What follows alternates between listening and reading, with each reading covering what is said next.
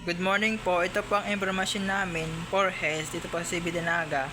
ProMaker po ang brand po nito. Meron po itong 28 pieces na output last week. Ito po ang monitor for screen. Working naman po siya. Ito naman po ang needle bar.